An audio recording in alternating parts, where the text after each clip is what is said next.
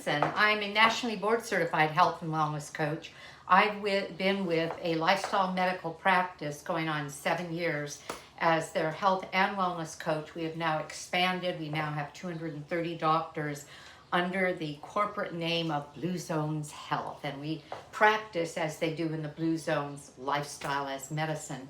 Well, I have been whole food plant-based going on 7 years, and I teach that, have at our clinic, and I do at other locations. Well, I like to keep a freezer full of meals, stews and soups and chilies and broth, because if I get home and I have nothing out there, or if it's been a long day and I think I have to start a recipe from scratch, it's just, I'm not happy about that. And I don't go out very often at all because it's just too hard to get whole food, plant-based, that is not loaded with oil, loaded with salt, made out of things that were pre-packaged so that they can just add their own ingredients to it, and who knows what's in it. So I do a lot of my own cooking. Well, I realized today that I didn't have more than 10 things in my freezer, and typically I have it stacked with freezer containers, 5-cup freezer containers that have our soups and stews and things. So I looked for what I had, and I had red lentils. Red lentils, these are split lentils. I'll be rinsing them before I use them, but I wanted to show you them now because once I rinse them, I better put them in here right away because they stick together and become almost like a rock.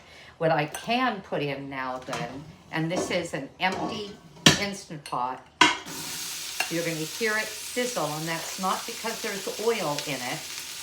It's because when you use onions, other than shallots and maybe leeks, most onions have a lot of moisture in them. Let's see, which do I want? Okay. And I'm going to let this cook for 3 to 5 minutes because what I want is the onion to lose its really strong flavor. I'm going to put an extra light on here. Ooh, there we go. And while that's happening, I want to show you what I'm going to be throwing in after the onion has cooked. And that is garlic. Look at all this garlic. I have quadrupled the recipe. And so I'm quadrupling the garlic. I bought a huge, what they call elephant garlic head. So these cloves are larger than a typical clove of garlic. And so instead of 6 cloves per recipe, and I quadrupled it, that would have been 24 cloves. I have about 15 cloves here. And I want to show you an easy tool. I could have minced it with my knife. This is a Tupperware chopper. I've had it for years and years. They're not inexpensive, but they're worth the price because it makes things easy. I don't know if you can, well, let me put it here. And all I'm doing is pulling on the cord, which is making the chopper go around. How's my onion doing? It's doing just fine. Did I have oil in here? No. I could have, and I'm going to get to in a minute the details about the recipe and what I'm making. In the meantime, yes, it's a soup or a stew. Yes, it calls for what you usually start most soups with, and that is onion and sometimes the mirepoix, that French combination of onion, celery, garlic, sometimes fennel, even though that's more Italian. Anyway, okay, so I don't know if you can see, well, let me open it for you. Look at the difference. See, it's finely chopped. That was really interesting and fast. Okay, now, what am I doing? Well, here I decided today I have to make something. I want to make a lot of it, so I pulled out my, first I had to decide what to do. And I went to one of my favorite cookbooks, Vegan Under Pressure by Jill Nussinow. She has a graduate degree in MS in science. She's an RDA, so it's a registered dietitian. And I love her recipes. I love her cookbook. So I looked up red lentils, and there it was, Misr Wot. Misr Wot is an Ethiopian red lentil stew. I have another one, a red lentil stew on my channel, Nan Simonson YouTube, or nansimonson.com, go to recipes, red lentil stew. And it's delicious. I made it in 2022 and filmed it then. But it has a lot of ingredients. This has next to nothing. And it is absolutely delicious. So I'm delighted I remembered it or found it again. This says that I've made it already. I put a date, I put my thoughts, I put delicious with an exclamation point. I noted that I doubled it then, and I said I could have tripled it, and this was in my 6-quart. But I pulled out my 8-quart because by quadrupling it, if I'm gonna make a mess, make it worthwhile, right? And the recipe only called for 1 cup of red lentils. Why would I make so little? That takes exactly the amount of time that, well, 4 times as much would, as long as the container fits. And so what is in this? She is not adverse to using some oil. And so she said 1 to 2 tablespoons of olive oil. However, that's optional. And as she said, this Ethiopian dish is like an Indian dal, which is a thick, well, kind of a gruel of beans, and they usually eat it with a flatbread, a fermented flatbread. But the last time I made this, I had brown rice on the side, and it was just lovely.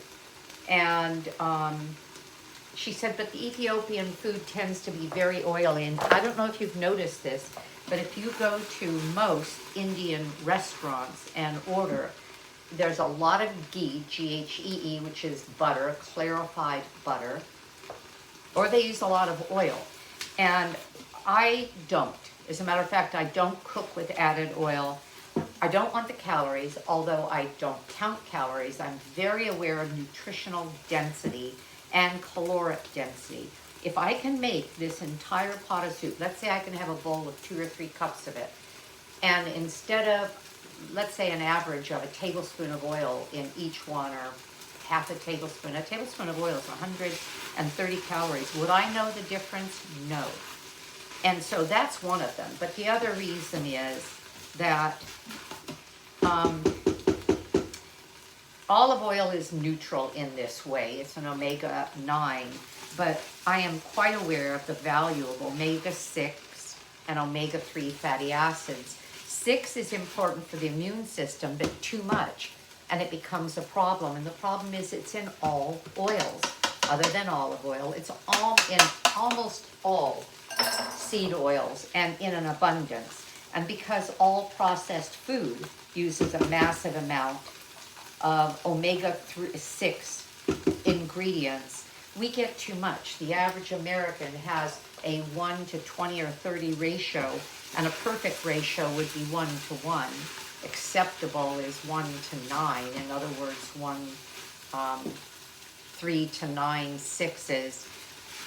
To keep that in balance, to keep inflammation down, I just stick with the omega-3s, which are flax and chia, on a plant-based diet, and I just avoid all these extra oils that are just not necessary.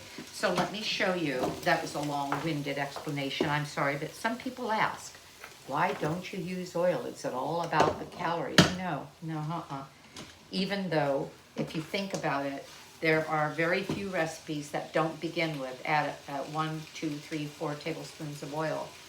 In many cases, you finish the entire recipe. And if I don't use oil and my food is delicious, why would I do that? I won't.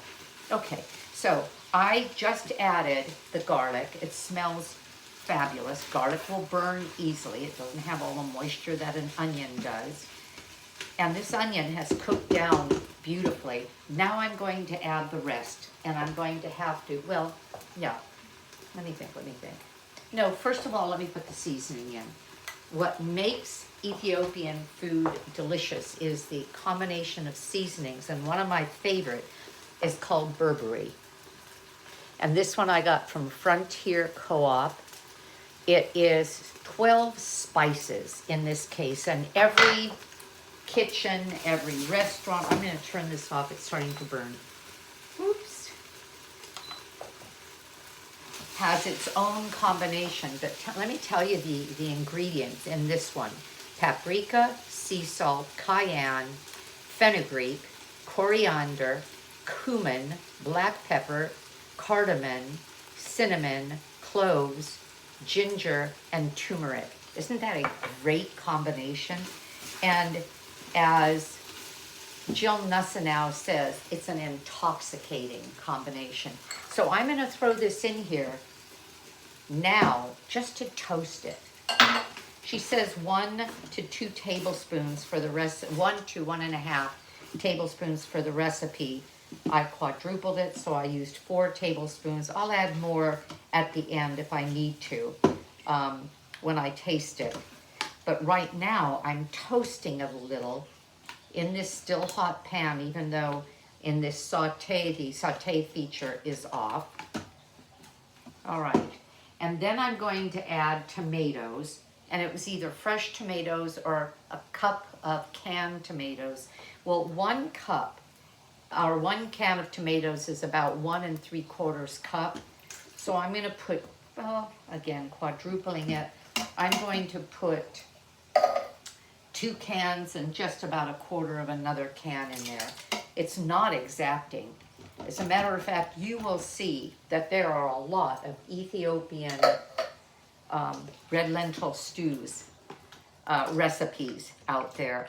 And many of them just kind of throw together things. Some will use tomato paste. Some will use just a little bit of tomato, some more. Okay, now I've got this cranking. All right, it smells so good. So what I'm going to do now is put you on hold, rinse the lentils. I want to throw them in here and then I'll put in the broth. Okay, so I've rinsed them, and if I let it sit here even 10 minutes, I would have a brick of them. As they are, they're already starting to stick together.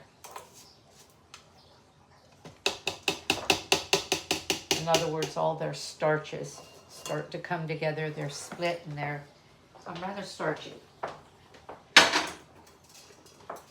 which is a good thing. Okay, break that up, stir it in with the seasonings. Make sure this is hot.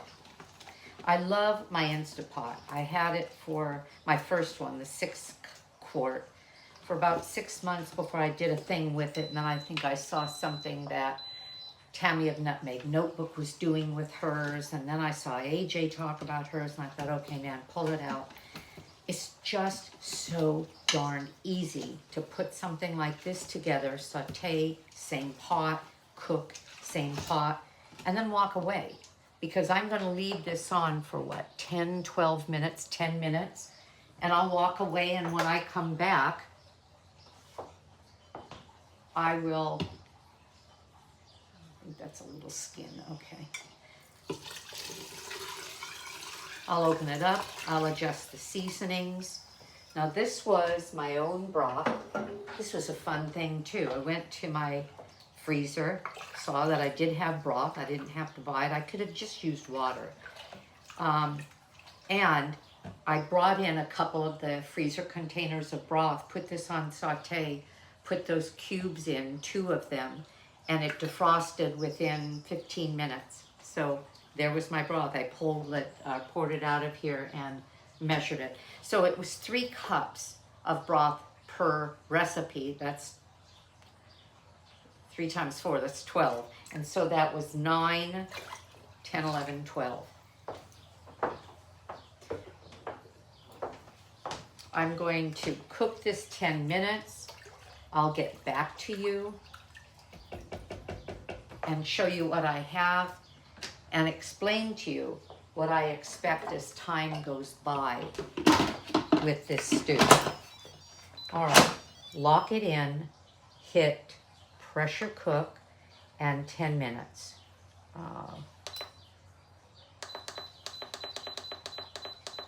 Okay, make sure that everything's set up. It is. I'll be back to you. Hi, I'm back. All right, I took the cover off. It came down to pressure. Let me pull you up a little bit.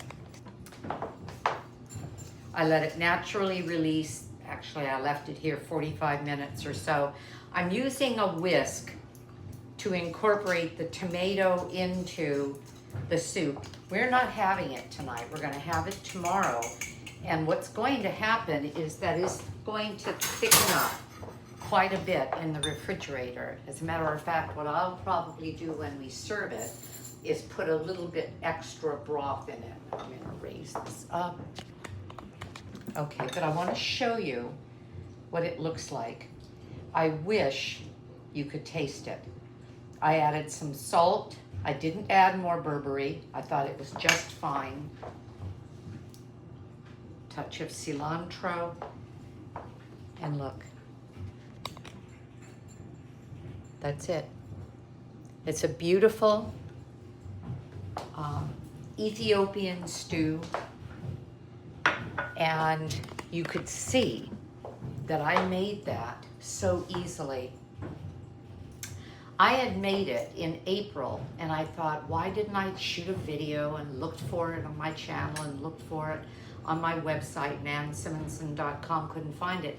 Then I remembered we had family coming in from all over the United States for Easter. Everyone was getting Airbnbs. We were all gathering at one of the big Airbnbs with a huge yard that could accommodate 6 young children.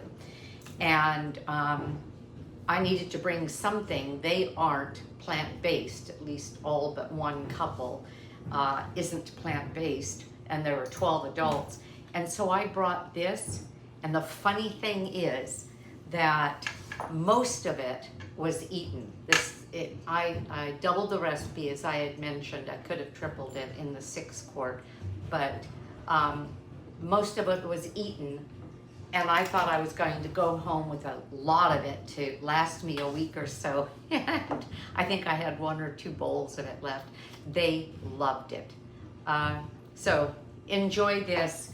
Vegan Under Pressure, one of my favorite books. I was just looking through it. See, I have lots of notes for other things to show you, and I'll be coming back and bragging on her again. My book is Aging Powerfully. When I was about to turn 70 4 years ago, I wrote this book, actually in the middle of the first year of the pandemic in 2020. It was published at the end of 2020, about aging with power, using the pillars of lifestyle medicine to keep us going for decades. I thought, gosh, 70 is either the beginning or the end of the end, or it's the beginning of decades and decades ahead. And I decided that's what it was because I'd seen it with lifestyle as medicine. So I decided that's my mission from this point until, well, the next 1, 2, or 3 decades, and that is to spread the word about great food, health practices,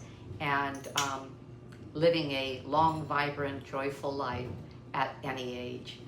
All right, have a great day. I know I'm going to. Please give me a thumbs up, subscribe, and we'll get this message to more people doing that. Bye-bye.